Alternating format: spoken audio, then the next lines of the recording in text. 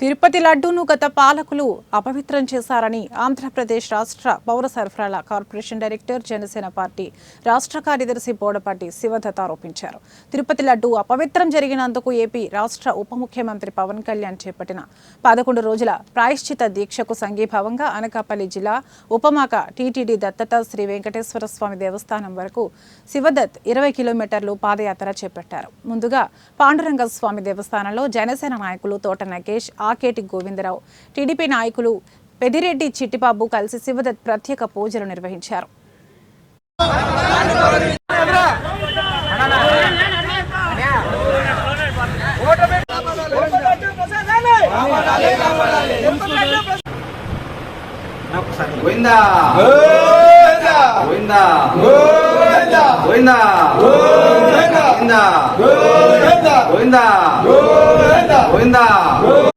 భగవంతుడి యాత్ర, భక్తి యాత్ర.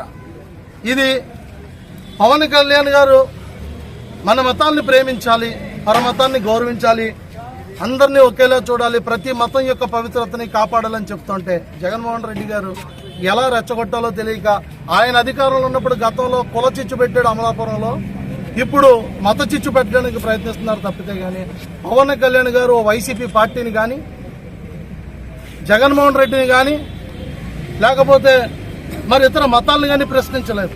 సాటి హిందువుడుగా హైందవ మతంలో ఉన్న పెద్దల్ని ప్రశ్నించారు, టీటీడీ దేవస్థానం బోర్డుని ప్రశ్నించారు. ఒకటే అడిగారు, ఎందుకు ఈ కల్తీ నెయ్యి వాడాల్సి వచ్చింది, దీనికి ఎక్స్ప్లెనేషన్ కావాలని అడిగారు.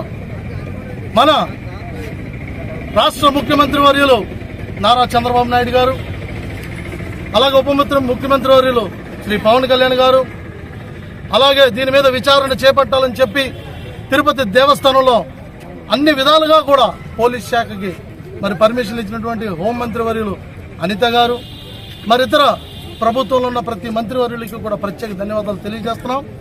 ఖచ్చితంగా దీనిపైన విచారణ జరుగుతుంది, దానిపైన వివరాలు తెలియపరుస్తారు. ఇది అందరికీ నమస్తే అండి. జనసేన పార్టీ అధ్యక్షులు